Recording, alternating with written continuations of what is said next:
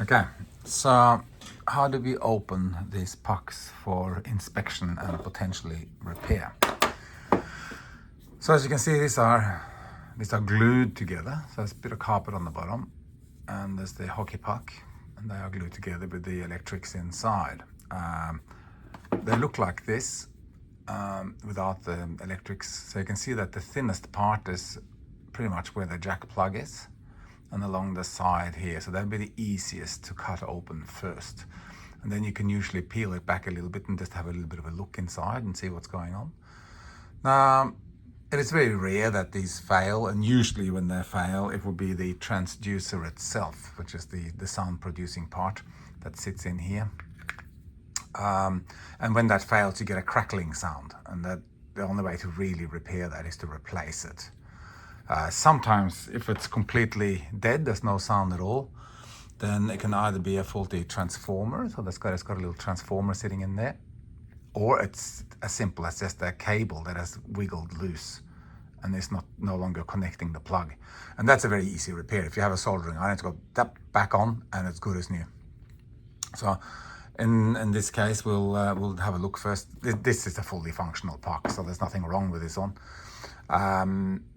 But I'll show you how to open it, and then once it's open, then you can inspect and see, wiggle the cables a bit and see what the problems might be. So we know that the best place to start is just around the jack plug.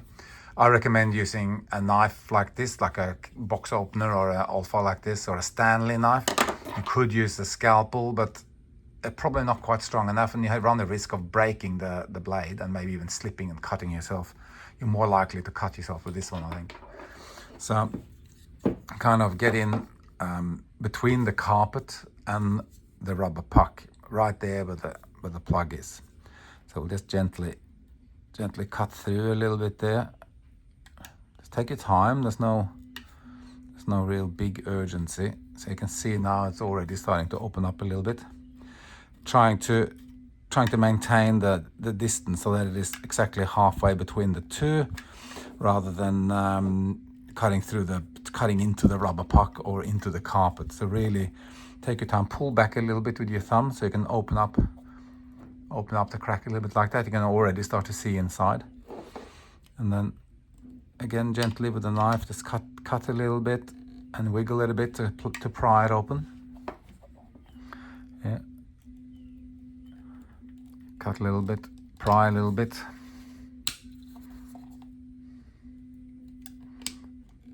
Cut a little bit, pry a little bit. So you can see now it's starting to open up for us. We can do a little bit on this side too.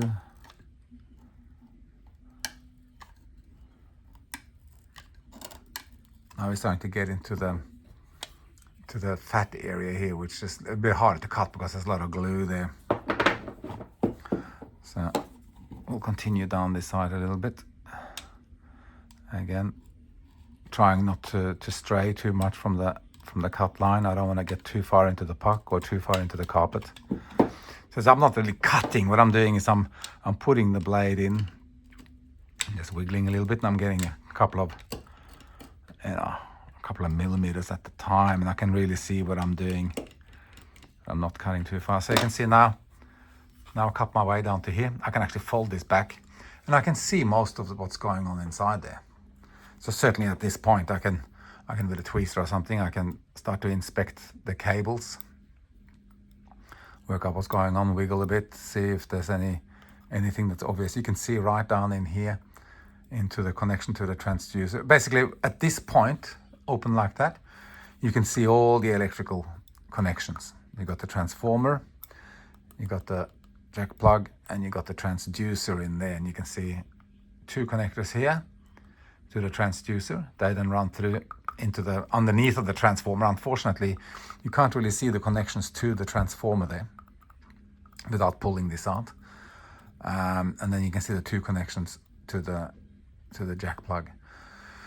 Chances are, if it's completely dead, that it's one of the connectors to the jack plug, either the ground one or the hot one. And then it really is just a case of soldering it back on. If they are perfectly intact, and the ones onto the transducer appear to be perfectly intact, then it's a faulty transformer, or a more than likely a faulty transformer, because the way they're glued in, it's highly unlikely that the cables have wiggled loose, because it's glued in with the connectors down into the glue. So if it is a faulty transformer, you have two options: either replace the transformer, in which case I can send a replacement, and I'll show you instructions on how to solder them in and glue them in. Or if you want, you can bypass the transformer. All that will happen is that you will get slightly lower output because the impedance is lower. It doesn't stop it working. It just means that you have to, if you're running through a PA, you've got to turn the gain up a little bit. As a temporary fix, like if you've got a gig coming up and you need to use it, that's a good way of getting out of trouble. And even if you decide you need to replace the transformer, you could just bypass it temporarily until the new transformer arrives, so you still have something to use. So as I said, inspect the cables. If everything looks okay and there's still absolutely no sound, then, as I said, it more than likely is the transformer. If you wiggle the cables and you can hear crackling, that'll help you some way of identifying where the problem might be. So that's fairly straightforward. To get the transformer out, what's required basically is a strong pair of pliers. You grip it on the chassis and just kind of wiggle it a bit and tear it out. The rubber it's glued in with is quite rubbery. Sorry, the glue is quite rubbery. So it just requires a little bit like extracting a tooth almost.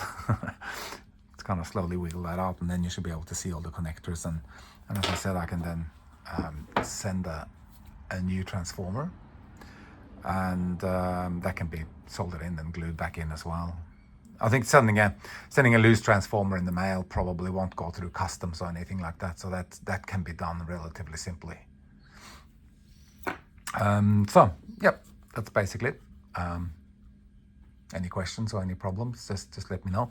And then if that is the problem, if you find that it's a loose connector here and you manage to solder it back on, then just a little bit of contact cement, a bit of rubber glue, press it back down, maybe put a rubber band around or something like that while it's setting, and it's basically good to go, good as new. So there you have it. Good luck.